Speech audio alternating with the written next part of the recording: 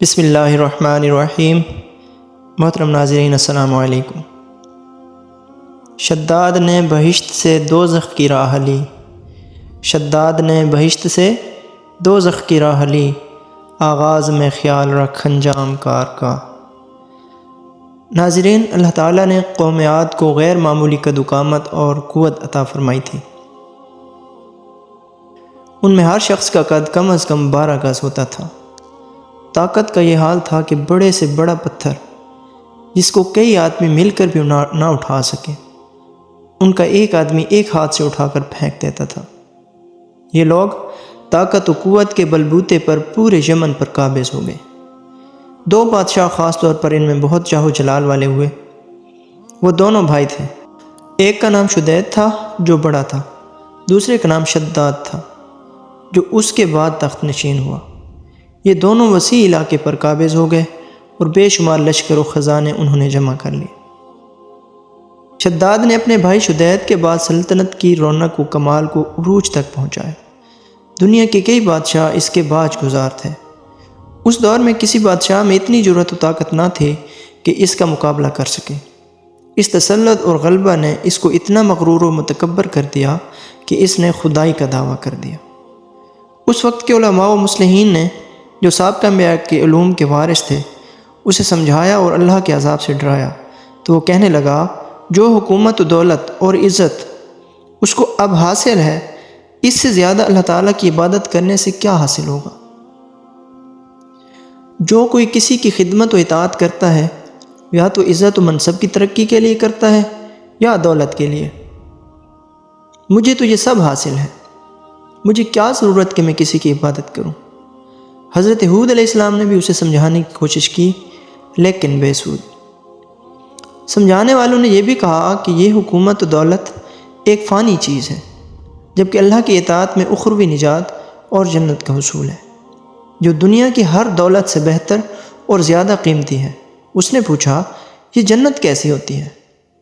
اس کی تعریف اور خوبی بتاؤ۔ نصیحت کرنے والوں نے جنت کی وہ صفات جو انبیاء کرام علیہ السلام کی تعلیمات کے ذریعے ان کو معلوم ہوئی تھیں اس کے سامنے بیان کی، تو اس نے کہا، مجھے اس جنت کی ضرورت نہیں، ایسی جنت تو میں خود دنیا میں بنا سکتا ہوں۔ چنانچہ اس نے اپنے افسروں میں سے 100 معتبر افراد کو بلایا، ہر ایک کو 1000 آدمیوں پر مقرر کیا اور تعمیر کے سلسلے میں ان سب کو اپنا نقطہ نظر اور پسند سمجھا دی۔ اس کے بعد پوری دنیا میں اس کام کے ماہرین کو عدن بھجوانے کا حکم دیا۔ علاوہ ازیں اپنے قلمرو میں سب حکمرانوں کو یہ حکم دیا کہ سونے چاندی کی کانوں سے اینٹیں بنوا کر بھیجیں اور کوہ عدن کے متصل ایک مربع شہر یعنی جنت جو 10 کوس چوڑا اور 10 کوس لمبا ہو بنانے کا حکم دیا۔ اس کی بنیادیں اتنی گہری کھدوائیں کہ پانی کے قریب جا پہنچی۔ پھر ان بنیادوں کو سنگ سلیمانی سے بھروا دیا۔ جب بنیادیں بھر کر زمین کے برابر ہو گئیں تو ان پر سونے چاندی کی اینٹوں کی دیواریں چنی گئیں۔ ان دیواروں کی بلندی اس زمانے کے گز کے حساب سے 100 گز مقرر کی گئی۔ جب سورج نکلتا تو اس کی چمک سے دیواروں پر نگاہ نہیں ٹھہرتی تھی۔ یوں شہر کی 4 دیواری بنائی گئی۔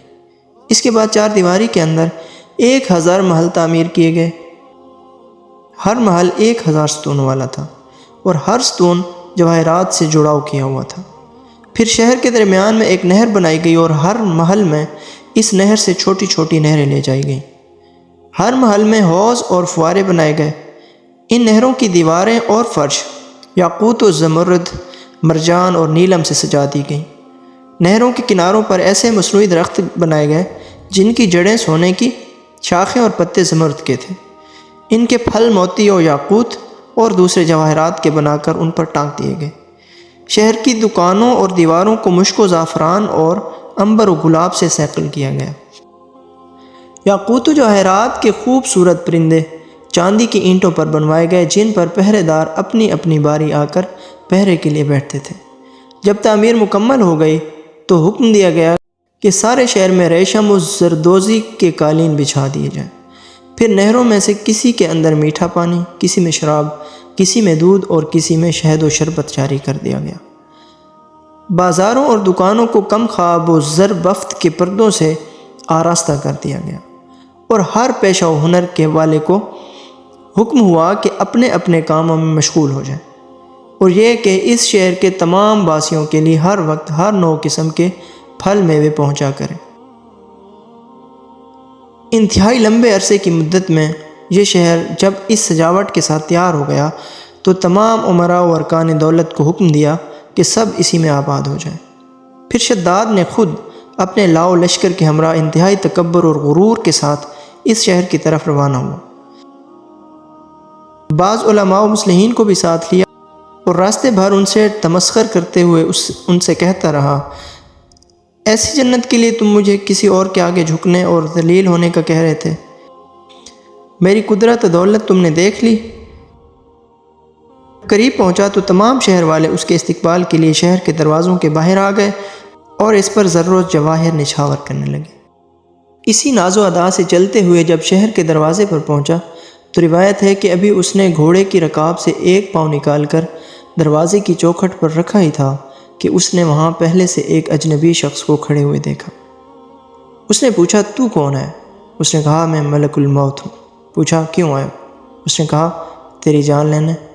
شداد نے کہا، مجھے اتنی مہلت تو دے کہ میں اپنی بنائی ہوئی جنت کو دیکھ لوں۔ جواب ملا، مجھ کو حکم نہیں۔ کہا، چلو اس قدر ہی فرصت دے دو کہ گھوڑے پر سے اتر آؤں۔ جواب ملا، اس کی بھی اجازت نہیں۔ چنانچہ ابھی شداد کا ایک پاؤں رکاب میں اور دوسرا چوکھٹ پر ہی تھا کہ ملک الموت نے اس کی روح قبض کر لی۔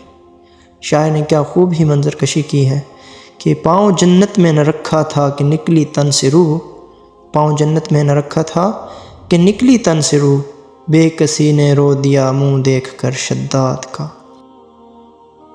پھر اللہ نے ان پر ایک ہولناک چیخ بھیجی کہ اسی وقت تمام شہر اپنی عالی شان اور سجاوٹوں کے ساتھ ایسا زمین بوس ہوا کہ اس کا نام و نشان تک باقی نہ رہا۔ قرآن پاک میں اس کا ذکر اس طرح سے ہوا ہے، وَإِرَمَ ذَاتِ الْعِمَادِ الَّتِي لَمْ يُخْلَقْ مِثْلُهَا فِي الْبِلَادِ، اور وہ جو ارم تھے بڑے ستونوں والے اور شہروں سے اس کی مانند کوئی شہر شاندار نہ تھا۔ معتبر تفاسیر میں لکھا ہے کہ بادشاہ اور اس کے لشکر کے ہلاک ہو جانے کے بعد وہ شہر بھی لوگوں کی نگاہوں سے اجل کر دیا گیا، مگر کبھی کبھی رات کے وقت عدن اور اس کے ارد گرد کے لوگوں کو اس کے کچھ روشنی اور جھلک نظر آ جاتی ہے۔ یہ روشنی اس شہر کی دیواروں کی ہے۔ حضرت عبداللہ بن قلابہ جو صحابی ہیں اتفاق سے ادھر کو چلے گئے۔ اچانک آپ کا ایک اونٹ بھاگ گیا۔ آپ اس کو تلاش کرتے کرتے اس شہر کے پاس پہنچ گئے۔ جب اس کے میناروں اور دیواروں پر نظر پڑی تو آپ بے ہوش ہو کر گر پڑے۔ جب ہوش آیا تو سوچنے لگے کہ اس شہر کی صورتحال تو ویسی ہی نظر آتی ہے جیسی نبی کریم صلی اللہ علیہ وآلہ وسلم نے ہم سے شداد کی جنت کے بارے میں بیان فرمائی تھی۔ یہ میں خواب دیکھ رہا ہوں یا اس کا کسی حقیقت سے بھی کوئی تعلق ہے؟ اسی کیفیت میں اٹھ کر وہ شہر کے اندر داخل ہو گئے۔ اس کے اندر نہریں اور درخت بھی جنت کی طرح کے تھے، لیکن وہاں کوئی انسان نہ تھا۔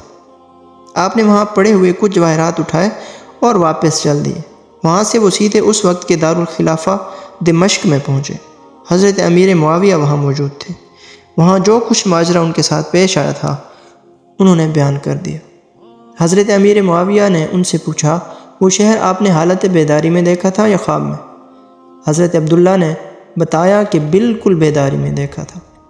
پھر اس کی ساری نشانیاں بتائیں کہ وہ عدن کی پہاڑ کی فلاں جانب اتنے فاصلے پر ہے، ایک طرف فلاں درخت اور دوسری طرف ایسا کنواں ہے، اور یہ جواہرات و یاقوت نشانی کے طور پر میں وہاں سے اٹھا لایا ہوں۔ حضرت امیر معاویہ یہ ماجرا سننے کے بعد نہایت حیران ہوئے۔ پھر اہل علم حضرات سے اس بارے میں معلومات حاصل کی گئیں کہ کیا واقعی دنیا میں ایسا شہر بھی کبھی بسایا گیا تھا جس کی اینٹیں سونے چاندی کی ہوں؟ علماء نے بتایا کہ ہاں، قرآن میں بھی اس کا ذکر آیا ہے۔ اس آیت میں ارم ذات العماد یعنی شہر ہے، مگر اللہ تعالیٰ نے اس کو لوگوں کی نگاہوں سے چھپا دیا ہے۔ علماء نے بتایا کہ حضرت صلی اللہ علیہ وآلہ وسلم یہ بھی فرمایا ہے کہ میری امت میں سے ایک آدمی اس میں جائے گا اور وہ چھوٹے قد سرخ رنگ کا ہوگا، اس کے ابرو اور گردن پر 2 تل ہوں گے۔ وہ اپنے اونٹ کو ڈھونڈتا ہوا اس شہر میں پہنچے گا اور وہاں کے عجائبات دیکھے گا۔ جب حضرت امیر معاویہ نے یہ ساری نشانیاں حضرت عبداللہ بن قلابہ میں دیکھیں تو فرمایا، واللہ یہ وہی شخص ہے۔ واہ سبحان اللہ۔ ناظرین، بعد میں بھی اسے بس ایک کہانی سمجھا جاتا تھا، لیکن 20ویں صدی میں اس شہر کے آثار برآمد ہوئے ہیں جو الربع الخالی کے اس حصے میں ہے جو آج کل عمان میں شامل ہے۔ اس کے آثار 1984 میں خلائی شٹل چیلنجرز کی مدد سے دریافت کیے گئے۔ یہ شہر 3000 سال قبل مسیح سے لے کر پہلی صدی عیسوی تک اونٹوں کے اس کاروانی رستے پر تھا جہاں سے ہند، عرب اور یورپ تک تجارت کی جاتی تھی۔ سبحان اللہ۔ ناظرین، جیسا کہ شروع میں نے اس واقعے کے تناظر میں ایک شعر سنایا تھا کہ شداد نے بہشت سے دوزخ کی راہ لی، آغاز میں خیال رکھ انجام کار کا۔ شداد نے اپنی جنت بنائی اور اسی جنت کے راستے آتے ہوئے جہنم چلا گیا۔ اسرائیل علیہ السلام نے اس کی روح قبض کر لی، اسے جنت میں داخل تک نہیں ہونے دیا۔ تو ناظرین، اس لیے ہمیں بھی چاہیے کہ کوئی بھی کام شروع کریں تو اس کے انجام کو ضرور مد نظر رکھیں۔ یقیناً اچھے کام کا انجام اچھا ہوتا ہے اور برے کام کا انجام برا ہی ہوتا ہے۔ شداد نے خدائی کا دعویٰ کیا، خود کو خدا سمجھا، جنت بنائی اور کہتا ہے مجھے جنت کی ضرورت ہی نہیں ہے، تو میں کیوں کسی اور خدا کے سامنے جھکوں؟ تو پھر آخر کار اس کا انجام کیا ہوا؟ اپنی ہی جنت نہیں دیکھ سکا۔ اللہ تعالیٰ ہمیں عمل کی توفیق عطا فرمائے، آمین۔ اگر ویڈیو اچھی لگی ہے تو لائک کر دیں اور چینل کو سبسکرائب کر دیں۔ تھینک یو، ملتے ہیں انشاءاللہ اگلی ویڈیو میں، تب تک کے لیے اللہ حافظ و ناصر۔